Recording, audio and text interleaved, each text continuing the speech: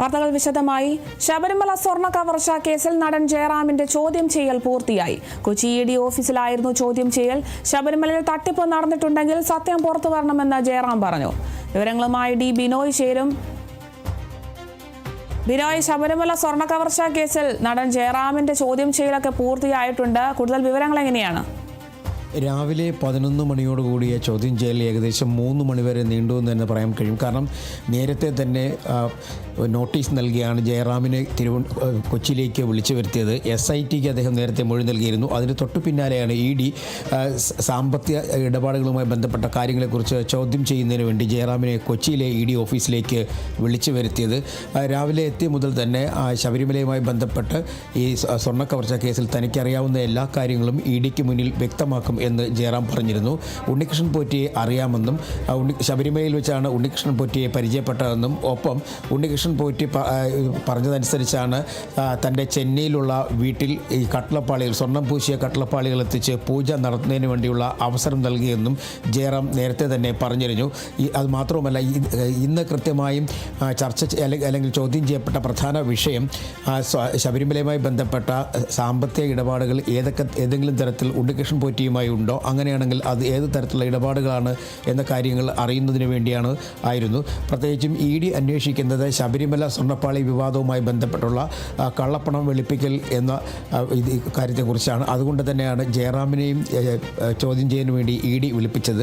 ഉണ്ണികൃഷ്ണൻ പോറ്റിയുമായി ഏകദേശം 10 വർഷത്തിലധികമുള്ള ബന്ധമുണ്ടെന്ന് ജയറാം തന്നെ നേരത്തെ വെളിപ്പെടുത്തിയിരുന്നു. അതിൻ്റെ അടിസ്ഥാനത്തിലായിരുന്നു ചോദ്യം ചെയ്യൽ.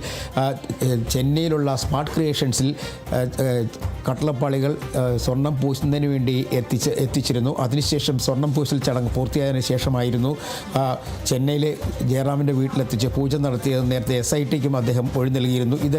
ഇത്തരം കാര്യങ്ങൾ ഉൾപ്പെടെയുള്ള ഒരു വ്യക്തത വരുത്തുന്നതിന് വേണ്ടിയായിരുന്നു EDക്ക് മുന്നിലേക്ക് ജയറാം എത്തിയതും. EDക്ക് മുന്നിൽ കൃത്യമായി വിവരങ്ങൾ നൽകി എന്നുള്ളതാണ് നമുക്ക് മനസ്സിലാക്കാൻ കഴിയുന്നത്. കാരണം അദ്ദേഹം പറഞ്ഞു, കഴിഞ്ഞ 50 വർഷമായി ശബരിമലയിൽ പോകുന്ന ഒരു ഭക്തനെന്ന നിലയ്ക്ക് ശബരിമലയുമായി ബന്ധപ്പെട്ട് ഏതെങ്കിലും തരത്തിലുള്ള മോഷണമോ കൊള്ളയോ നടന്നിട്ടുണ്ടെങ്കിൽ അത് കണ്ടെത്തണം. താൻ അല്ലെങ്കിൽ ആരുമായും ഒരു വിധത്തിലുള്ള അവിഹിത ഏർപ്പാടുകൾ തനിക്കില്ല. ശബരിമല ഭക്തൻ എന്ന നിലയ്ക്കാണ് ശബരിമലയിൽ പോയതും ദർശനം നടത്തിയതെന്നും അദ്ദേഹം വ്യക്തമാക്കിയിരുന്നു. അത് നേരത്തെ തന്നെ അദ്ദേഹം പറയുകയും ചെയ്തിട്ടുണ്ട്. എന്തായാലും EDയുടെ മുന്നിൽ കൃത്യമായ വിവരങ്ങൾ നൽകി എന്നുള്ളതാണ് നമുക്ക് മനസ്സിലാക്കാൻ കഴിയുന്നത്. ഇതിൽ പ്രധാനമായും അന്വേഷിക്കുന്നത് ED നടത്തുന്ന അന്വേഷണം ഏതെങ്കിലും തരത്തിലുള്ള സാമ്പത്തിക ഇടപാടുകളെക്കുറിച്ചാണ്. നേരത്തെ തന്നെ ശബരിമലയുമായി ബന്ധപ്പെട്ട് ബംഗളൂരു, ചെന്നൈ കേന്ദ്രീകരിച്ച് ചില സാമ്പത്തിക ഇടപാടുകൾ നടന്നിട്ടുണ്ട് എന്ന് കണ്ടെത്തിയിരുന്നു. എന്നാൽ ഇതിൽ ഏതെങ്കിലും തരത്തിൽ ഉണ്ണികൃഷ്ണൻ പോറ്റിയുടെ സാമ്പത്തിക ഇടപാടുകളെക്കുറിച്ച് ജയറാമിന് അറിയാൻ കഴിയുമോ എന്നുള്ള വിവരങ്ങൾ കൂടി അന്വേഷിക്കുകയായിരുന്നു പ്രധാന ലക്ഷ്യം. എന്തായാലും ഏകദേശം 4 മണിക്കൂറോളം നീണ്ടുനിന്ന ചോദ്യം ചെയ്യൽ അവസാനിച്ചു എന്ന് തന്നെ നമുക്ക് പറയാൻ കഴിയും.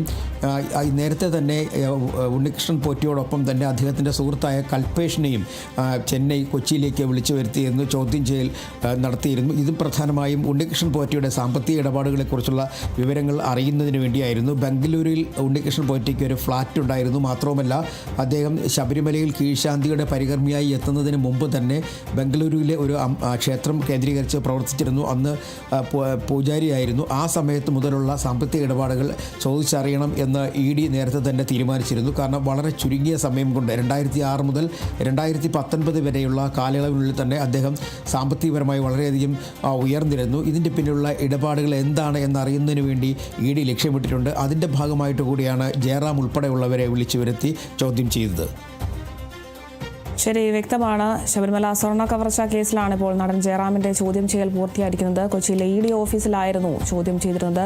ശബരിമലയിലെ തട്ടിപ്പ് നടന്നിട്ടുണ്ടെങ്കിൽ സത്യം പുറത്തു വരണമെന്നാണ് ജയറാം പറഞ്ഞത്. കൂടുതൽ വിവരങ്ങൾ നൽകിയത് D ബിനോയാണ്.